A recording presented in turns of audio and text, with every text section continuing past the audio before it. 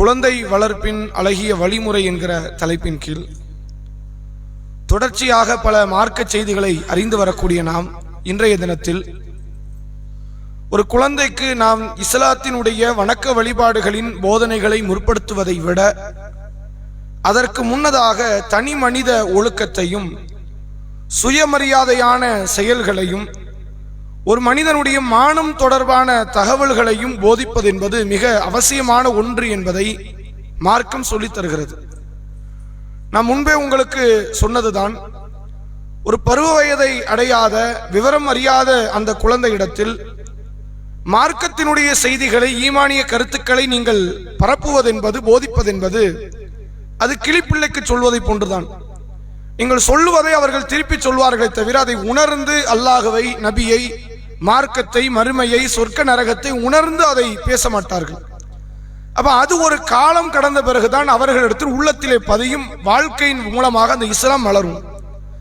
ஆனால் சிறு பிள்ளையில் போதிக்க வேண்டிய போதனை என்பது தனியாக வேறு சில காரியங்களை இஸ்லாம் சொல்கிறது.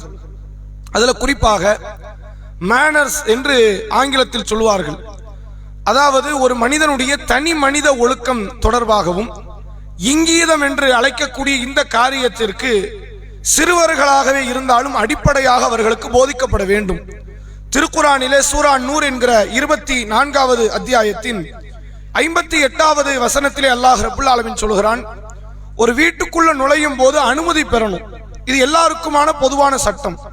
யாராக இருந்தாலும் சரி, உங்க வீடை தவிர வேற எந்த வீட்டுக்கு நீங்க போனாலும் சலாம் சொல்லி அனுமதி பெறாமல் நீங்க நுழையக்கூடாது. உங்கள் வீடாக இருக்குமே ஆனால் சலாம் மட்டும் போதும். ஆனா சலாம் சொல்லாமல் எந்த வீட்டுக்கும் நுழைய முடியாது. உங்கள் வீட்டுக்குள்ளே நீங்கள் சலாம் சொல்லி நீங்கள் நுழைய வேண்டும் என்பதை மார்க்கம் காட்டுகிறது. இந்த பருவ வயது அடையாத பிள்ளைங்க இருப்பாங்க, 5 வயசு 6 வயசு 8 வயசு, இவங்களுக்கு என்ன பிரச்சனை அப்படின்னு நமக்கு ஒரு தோணும். அல்லாஹ் அங்கிருந்து போதனை ஆரம்பிக்கிறான். அல்லாஹ் திருக்குரானிலே சொல்கிறான், 24வது அத்தியாயம் 58வது வசனம், யா அய்யுஹல்லதீன ஆமனு, ஈமான் கொண்டவர்களே, லி யஸ்தாதீனக்கும் அல்லதீன மலக்கத் ஐமானுக்கும், உங்கள் அடிமைகள் உங்களிடத்தில் எப்படி அனுமதி பெற்று வருகிறார்களோ, வல்லதீன லம் யபுகூனல் உலும மின்கும், அதே போன்று அடிமை அல்லாத சிறார்களும் அந்த பருவ வயதை அடையாதவர்களும் உங்களிடத்தில் அனுமதி பெற வேண்டும். சலாச மராத்தின், ஒரு 3 நேரத்தில், மின் கபலி சலாத்தில் ஃபஜர், ஃபஜர் தொழுகைக்கு முன்னால், வஹீன தலஊன தியாபக்கும் மினல் லஹீர், லுஹருக்கு பின்னால் உங்கள் ஆடைகளை களைந்திருக்கிற நேரத்தில், வமின் பாதி சலாத்தில் இஷா, இன்னும் இஷாவுக்கு பிறகு, ஃபஜருக்கு முன்னாடி உள்ள நேரம், லுஹருக்கு பின்னால் உள்ள நேரம், இஷாவுக்கு பின்னால் உள்ள நேரம், இந்த 3 நேரங்கள் இருக்கிறது. அல்லாஹ் குர்ஆனில் சொல்கிறான், ஸலாத்து அவுராத்தில் லக்கும், இது உங்களுக்குரிய அந்தரங்க நேரங்கள், பெண்கள் தங்களுடைய ஆடைகளை களைந்து இருக்கக்கூடிய நேரங்களாக இருக்கும். அப்ப பருவ வயது அடையாத பிள்ளை தானே, 6 வயசு பிள்ளை 7 வயசு பிள்ளை, இந்த பையனுக்கு என்ன சொல்லணும், என்ன அவசியம் இருக்கிறது என்று நீங்கள் அவர்களுக்கு நீங்க விட்டுறக்கூடாது. அங்க கூட அவர்கள் வெளியே நின்று சலாம் சொல்லணும், அனுமதி கேட்கணும், உள்ள வரட்டுமான்னு கேட்கணும். யாராக இருந்தாலும் அது அவனுடைய சாட்சியா இருக்கலாம், பெரியம்மாவா இருக்கலாம், அவனுக்கு மகரமான உறவா இருக்கலாம். அவன் வீடு இல்லை, அது அவங்க உம்மா இல்லை, அவன் வீடு இல்லைன்னா அவன் அனுமதி பெறாமல் அவன் உள்ளே வரக்கூடாது. இது பருவ வயதை அடையாத பிள்ளைகளுக்கும் அல்லாஹ் சொல்லி தருகிறான். சொல்லிட்டு அல்லாஹ் சொல்றான், லைஸா அலைக்கும் வலா அலைஹிம் ஜுனாஹும் பாதஹுன்ன, இது அல்லாத மற்ற நேரத்தில் பிரச்சனை இல்லை. வேற வேற நேரங்களில் பருவ வயதை அடையாத பிள்ளைகளுக்கு பிரச்சனை இல்லை. பருவ வயதை அடைந்தவர்களுக்கு 24 மணி நேரம் அனுமதி பெறணும். எந்த நேரத்தில் எந்த வீட்டுக்குள்ள போனாலும் சரி, அனுமதி பெறாமல் சலாம் சொல்லாமல் நுழையக்கூடாது. பருவ வயதை அடையாத பிள்ளைகள் இந்த 3 நேரங்களில் ஏதேனும் வீட்டுக்குள் நுழைய வேண்டிய நிலை ஏற்பட்டால் அனுமதி பெறாமல் அவர்கள் உள்ளே நுழையக்கூடாது என்பதை அல்லாஹ் ரப்புல் ஆலமீன் இந்த வசனத்தில் சொல்லித் தருவதை பார்க்க முடிகிறது. குழந்தை பருவத்தில் இருந்தே இந்த இங்கீதத்தை, தனி மனித ஒழுக்கத்தை அல்லாஹ் போதிக்கிறான். இது மட்டுமில்லாமல் ரசூலுல்லாஹ் இந்த சுயமரியாதை சம்பந்தப்பட்ட செய்திகளை குழந்தைகளுக்கு போதிக்கிறாங்க. ஒரு முறை நபி அவர்கள் பள்ளிவாசல் இருக்கிறாங்க, ஜக்காத்துடைய பொருளாதாரமான பேரீச்சை பழம், கோதுமை, கிஸ்மிஸ் பழம் இதெல்லாம் குவிக்கப்பட்டிருக்கிறது பள்ளியில. ரசூலுல்லாஹ்வுடைய பேரப்பிள்ளைகள் ஹசன் ஹுசைன் ரதியல்லாஹு அன்ஹு பள்ளிவாசல் நிக்கிறாங்க. அங்க ஓடி திரிந்து விளையாடி கொண்டிருக்கும் போது அந்த ஜக்காத்துடைய பொருளை இருந்து ஒரு பேரீச்சை பழத்தை எடுத்து வாயில போட்டுறாங்க. இப்படி ஒரு காரியத்தை நம்ம வீட்டு புள்ள பண்ணாலோ வேற ஒரு வீட்டு புள்ள பண்ணாலும் நம்ம அதெல்லாம் ஒரு பொருட்டாவே பார்க்க மாட்டோம். குழந்தைனா அப்படிதான் இருக்கும். அந்த பிள்ளைக்கு ஏதாவது தெரியுமா அப்படின்னு நம்ம சொல்லுவோம். ரசூலுல்லாஹ் உடனே என்ன பண்றாங்க, நேர ஹசன் ரதியல்லாஹு அன்ஹு அவர்களுடைய வாய்க்குள்ள பக்கத்துல போய் அதை துப்பு துப்பு என்று வார்த்தையை சொல்லி வாய்க்குள்ள விரலை விட்டு அந்த பேரிச்சம்பழத்தை எடுத்து கீழே போட்டுட்டு, இதை முஹம்மதுடைய குடும்பத்தாருக்கு அல்லாஹ் தடுத்திருக்கிறான்னு உனக்கு தெரியாதா அப்படின்னு ரசூலுல்லாஹ் அதை கண்டிக்கிற விதமாகவும் அன்பான முறையில் ஒரு அறிவுரை விதமாகவும் தன்னுடைய பேரப்பிள்ளைக்கு அல்லாஹ்வுடைய தூதர் அவர்கள் போதிக்கிறார்கள். குழந்தை சாப்பிடுறது தப்பு கிடையாது. அல்லாஹ் இதையெல்லாம் கணக்கு எடுப்பான்னு வைங்க, மனிதர்கள் யாருமே சொர்க்கம் நுழைய முடியாது. இந்த நூல் பிடிச்ச மாதிரிலாம் நல்லா விசாரிக்க மாட்டான். அது நபிக்கும் நல்லாவே தெரியும். ரசூலுல்லாஹ் தான் சொன்னாங்க, ருஃபியல் கலம், நாங்க எழுதுகோள் என்ன ஆயிடுச்சு, உயர்த்தப்பட்டு விட்டது. இப்ப குழந்தைகள் பருவத்தை அடைகிற வரை அவர்களுக்கு பாவம் கிடையாது, பைத்தியம் தெளிவாகிற வரை பாவம் கிடையாது, தூங்கியவர் எழுகிற வரை பாவம் கிடையாதுன்னாங்க. அது நபிக்கு நல்லாவே தெரியும். ஆனா இப்ப இங்க போற போக்கில் விட்டு கொடுத்துக்கிட்டே இருந்தோம், நீங்க நாளைக்கு பருவத்தை அடைஞ்ச அப்புறம் இந்த பழக்கம் வரும். இது வருமா இல்லையா? அப்ப ரசூலுல்லாஹ் அதனால என்ன செய்யறாங்க, குழந்தையாகவே இருந்தாலும் சிறுவனாகவே இருந்தாலும் போதிக்க வேண்டும் என்பதை உணர்ந்து நபி அவர்கள் உடனே வாய்க்குள்ள விரலை விட்டு அந்த பேரிச்சம்பழத்தை வெளியே எடுத்து போட்டுட்டு, இதை அல்லாஹ் முஹம்மதுடைய குடும்பத்தாருக்கு தடுத்திருக்கிறான். நான் உன்கிட்ட எத்தனை முறை சொல்லி இருக்கிறேன், இதை போதிச்சிருக்கிறேனா இல்லையா, இதை நீ சாப்பிடக்கூடாது என்று மீண்டும் அல்லாஹ்வுடைய தூதர் அவர்கள் அறிவுரை தருகிறார்கள் என்பதை பார்க்க முடியாது. அல்லாஹ் இதையெல்லாம் குற்றமா எடுக்க மாட்டான். எடுப்பானே ஆனால் மனிதர்கள் யாருமே தப்பிக்க முடியாது, ஒரு ஆள் தப்பிக்க முடியாது. இதையெல்லாம் போற போக்கில் விட்டுறான்ல. இது நபிக்கும் தெரியும். ஆனால் இங்கிருந்து போதிக்கப்பட்டால் தான் பிற்காலத்தில் அவர்கள் சுயமரியாதை கொண்டவர்களாக மாறுவார்கள் என்பதற்கு ரசூலுல்லாஹ் அங்கிருந்து போதனை செய்ய ஆரம்பிக்கிறார்கள் என்பதை பார்க்க முடிகிறது. அதே போன்று இன்னொரு சம்பவத்தை நீங்க பார்க்கலாம். ரசூலுல்லாஹ்வுடைய காலத்தில் அனஸ் ரலியல்லாஹு அவர்கள் ரசூலுல்லாஹ்விடத்தில் பணிவிடை செய்தவர். அவர் காலை வேளை சுபஹ் முடித்த உடனே ரசூலுல்லாஹ்ட்ட போயிருவார். ரசூலுல்லாஹ்வோடு ஆட்சி காரியங்களில் போர்க்கள நிகழ்வுகள் எல்லாம் கூட நிற்கிறது. அவருக்கு ரசூலுல்லாஹ்வுக்கு உதவி செய்வது, பணிவிடை செய்வது இவருடைய வேலை. 10 ஆண்டு காலமாக நபியோடு உதவி செய்கிறார். இரவு வேளை வந்துட்டா ரசூலுல்லாஹ்வுடைய வீட்டை விட்டு புறப்பட்டு தனது வீட்டுக்கு, தன்னுடைய தகப்பனாருடைய வீட்டிற்கு நுழைந்து விடுவார். உம்மு சுலைம் ரலியல்லாஹு அன்ஹா அவங்கள்ட்ட வந்துருவாங்க. அப்படி ஒரு நாள் வழக்கமாக வருகிற நேரம் அல்லாத வேற நேரத்துக்கு வரார்.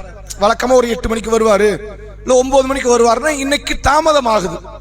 வித்தியாசமாக இன்னைக்கு தாமதமாகுதுன்னா ஏதாவது ஒரு சம்பவம் இருந்திருக்கலாம் என்பதற்காக உம்மு சுலைம் ரலியல்லாஹு அன்ஹா கேட்கிறாங்க, என்ன நடந்துச்சு, ஏன் லேட்டுன்னு கேட்கிறாங்க. தப்பு கிடையாது. அப்ப வந்த அந்த தோழர் சொல்றார், 10 வயது நிரம்பிய அந்த சகோதரர் சொல்கிறார், சிர்ரும், இது என்னது, ரகசியம், சொல்றது கிடையாதுங்கிறாங்க. இது நபியை குறித்த ஒரு செய்தி, ஒரு மார்க்க செய்தின்னு சொல்லிடலாம். அப்ப நபியை குறித்த செய்தினா எதுவானாலும் இருக்கலாம். ஒரு ஆட்சி சம்பந்தப்பட்டது, ஒரு போர்க்களம் சம்பந்தப்பட்டது, ஏதாவது ஒரு மசூரா கூட நடந்திருக்கலாம். ரசூலுல்லாஹ் தகவலை சொல்லாதனா தகவலை சொல்லக்கூடாது, அதான் மார்க்க சட்டம். போர்க்களத்தை பற்றி பேசியிருக்கலாம், ரசூலுல்லாஹ் அதெல்லாம் ரகசியமாக செய்வார்கள். ஆட்சி குறித்த வேறு ஏதோ ஒரு காரியத்தை அவர்கள் சொல்லி இருக்கலாம். ஏன்னா மார்க்கம்னா அது ரகசியமாக்கப்படாது ஒரு காலம். இது மார்க்க போதனை, மார்க்கத்தின் ஒரு அறிவுரைனா அது எந்த காலத்துக்கு கூட ரகசியம் கிடையாது. அது மக்களுக்கு போய் சேரணும். நாங்க பல்லிகு அன்னி உளவு ஆயா, என்னிடத்திலிருந்து ஒரு மார்க்க செய்தி கிடைத்தாலும் எடுத்து சொல்லுங்க. அப்ப அனஸ் ரலியல்லாஹு அன்ஹு இப்ப வந்துட்டு என்ன சொல்றாங்க, இது ரகசியம் சொல்ல மாட்டேன்னா ஏதோ ஆட்சி சம்பந்தப்பட்ட செய்தியாக இருக்கலாம், போர்க்களம் சம்பந்தப்பட்ட அல்லது படை வீரர்களை அனுப்புவது தொடர்பான ஏதோ ஒரு தகவல் அவர் கூட இருக்கிறனால அவருக்கு தெரிந்திருக்கலாம். அப்ப அவர் சொல்ற ரகசியம் சொல்றதுக்கு இல்லை. உம்மா சஹாபிய பெண்மணி, இஸ்லாமிய பெண், ஒரு காலம் இஸ்லாத்துக்கு துரோகம் செய்ய மாட்டாங்க, இருந்தாலும் சொல்வது கிடையாது. எல்லாருக்கும் தெரியலன்னா அது என்ன ரகசியமா இருக்கும், அது ரகசியம் கிடையாது, இல்ல சொல்ல முடியாதுங்கிறாங்க. உம்மு சுலைம் ரலியல்லாஹு அன்ஹா மறுபடியும் கேட்கிறாங்க, என்ன நீ ஏன்ட்டு சொல்லக்கூடாது, நான் உம்மா தானே, நான் என்ன வெளியே சொல்ல போறேன், நான் இஸ்லாத்துக்கு துரோகம் செய்யற ஆளும் கிடையாது, நான் உனக்கு தாய் வேற, நான் ஏன் வெளியே சொல்ல போறேன், என்கிட்ட மட்டும் சொல்லலாமேங்கிறாங்க. அப்ப அந்த சிறுவர் மறுபடியும் சொல்றாரு, இல்ல இது நபியை பற்றிய தொடர்புடைய ஒரு ரகசியம், அது சொல்றது கிடையாது, நான் சொல்ல முடியாதுங்கிறாங்க. உடனே உம்மு சுலைம் ரலியல்லாஹு அன்ஹா சொல்கிறார்கள், இப்படித்தான் இருக்கணும். இது என்னது, இதுதான் நல்ல பண்பு. ஒரு நபருடைய ரகசியம் வலியுறுத்தப்பட்டாலும் சரி, அல்லது பிறரால் அது சென்டிமெண்டா பேசி புடுங்கப்பட்டாலும், எந்த ஒரு காரியத்தை செஞ்சாலும் சரி, இருக்கிற ரகசியம் வெளியே போயிடக்கூடாது. இந்த ரகசிய பாதுகாப்பு என்பது ஒரு அமானிதம். ஒரு நபரை கூப்பிட்டு ரகசியத்தை சொல்லுவாங்களே, தன்னுடைய சொத்துக்கள் சம்பந்தமாக, கடன் தொடர்பாக, தன் வாழ்க்கையில் ஏற்பட்ட பிரச்சனை தொடர்பாக ஏராளமான ரகசியம் தன் நெருங்கியவர்களுக்கு கொண்டு போய் மனிதன் சேர்ப்பான். எதுக்கு சேர்க்கிறான் தெரியுமா, நீ பத்திரமா பாத்துக்கங்கிறதுக்கு. நம்ம மௌத்தாயிட்டோம்னா யாருக்கிட்ட அந்த தகவலை கொண்டு போய் சேர்க்கணும், கொண்டு போய் சேர்த்துரு, வெளியே சொல்லிடாத. அது ஒருவேளை அவனுடைய பாவம் தொடர்பாகவும் இருக்கலாம், என் மானத்தை வாங்கிறாதம்மா, அல்லது அவனுடைய சொத்து தொடர்பாக இருக்கலாம், எனக்கு துரோகம் பண்ணிராதம்மா. இந்த ரகசியம் பாதுகாப்பது என்பது மாபெரும் அமானிதத்தை பாதுகாப்பது. அப்ப சிறு பிள்ளையில் இருந்த தன் தாயார் அனஸ் ரலியல்லாஹு அவர்களுக்கு இதை போதித்தார்கள். ரசூலுல்லாஹ் ஆல்ரெடி இதை போதிச்சிருக்கிறாங்க. அனசுடைய தாயார் அதை மேலும் வலியுறுத்துறாங்க, இப்படிதான் இருக்கணும். இப்ப குழந்தைகளுக்கு நாம் போதிப்பது வணக்க வழிபாடுகளை விட, வணக்க வழிபாடு என்பது உணர்ந்து செய்ய வேண்டியது. கூட கூட வந்துட்டாலே ஒரு குறிப்பிட்ட காலத்துல வர ஆரம்பிச்சிருவாங்க, பழக்கமாயிரும், ரொட்டீன் லைஃப்குள்ள வந்துடும். காலையில் ஆனா டீ குடிக்கணுங்கிறது பழக்கம், கண்டிப்பா டீ குடிக்கலாம் வாழ முடியாதா, அதுக்குள்ள பழக்கமான டீ குடிக்கலன்னு வாழ முடியாதுங்கிற மாதிரி ஆயிடுச்சு. இதான் ரொட்டீன் லைஃப். பழக்கத்துக்குள்ள வந்துட்டுனா தொழுகையாக இருந்தாலும் கண்டிப்பா தொழுதரணுங்கிற சிந்தனை வந்துடும். ரமலான் வந்துட்டாலே நோன்பு வைக்காம ரமலான் ஓடாது. எல்லாருக்கும் அப்படித்தான். ஒவ்வொரு காரியம் அந்த பழக்கத்துக்குள்ள வந்துட்டுனா ஆட்டோமேட்டிக்கா அந்த காரியத்தை செய்ய ஆரம்பித்து விடுவார்கள். அப்ப ரசூலுல்லாஹ் எந்த நேரத்தில் நீங்க பார்க்கலாம், சிறுவர்களுக்கு வணக்க வழிபாடை கொடுத்து அழுத்தம் கொடுத்தாங்க நீங்க எங்கேயும் பார்க்க முடியாது. தொழுதே ஆகணும், நோன்பு வச்சே ஆகணும் அழுத்தம் கொடுக்க மாட்டாங்க. பெற்றோர்கள் வேண்டுமானால் சஹாபாக்கள் தங்கள் பிள்ளைகளுக்கு சில அழுத்தங்களை தந்திருக்கலாமே ஒழிய ரசூலுல்லாஹ் அழுத்தம் கொடுக்கல. ஆனா ரசூலுல்லாஹ் எதுல அழுத்தம் கொடுத்தாங்கன்னா சுயமரியாதையில் அழுத்தம் கொடுத்தாங்க, தனி மனித ஒழுக்கத்தில் அழுத்தம் கொடுத்தாங்க. எது பாவம், எது புண்ணியம், எது நன்மை தீமை என்பதை உணர்ந்து நன்மையான காரியத்தில் செல்ல வேண்டும் என்பதில் அழுத்தம் கொடுத்தார்கள். இந்த ஒழுக்கம் சிறு பிள்ளையிலிருந்தே போதிக்கப்பட வேண்டும் என்பதை நபி அவர்களுடைய வாழ்க்கையிலிருந்து புரிந்து கொள்ள முடிகிறது.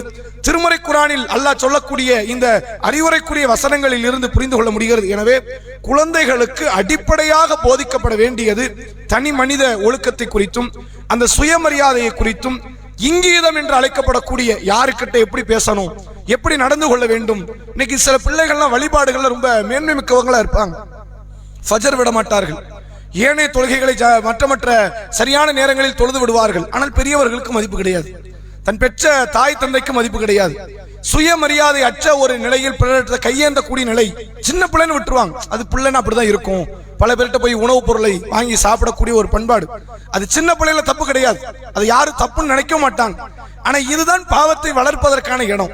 இங்க நீங்க வளர்த்து விட்டுட்டீங்கன்னா நாளைக்கு அந்த பிள்ளை கிட்ட வளர்ந்து பருவத்தை அடைந்த பிறகு அப்ப செஞ்சு அது பாவமாக்குறாம்ல, அப்ப அந்த பிள்ளையால் கைவிட முடியாத ஒரு நிலைக்கு தள்ளப்படும். அதனால் இது போன்ற இங்கீதம் தொடர்பான செய்திகள் தான் பிள்ளைகளுக்கு அதிகம் போதித்து அந்த தனி மனித ஒழுக்கத்தை கற்றுக் கொடுக்க வேண்டிய இடத்தில் சமுதாயத்தவர்களும் குறிப்பாக பெற்றோர்களும் இருக்கிறார்கள் என்பதை இந்த நேரத்தினுடைய தகவலாக சொல்லி எனது உரையை நிறைவு செய்கிறேன். அஸ்ஸலாமு அலைக்கும் வரஹ்மத்துல்லாஹி வபரகாத்துஹு.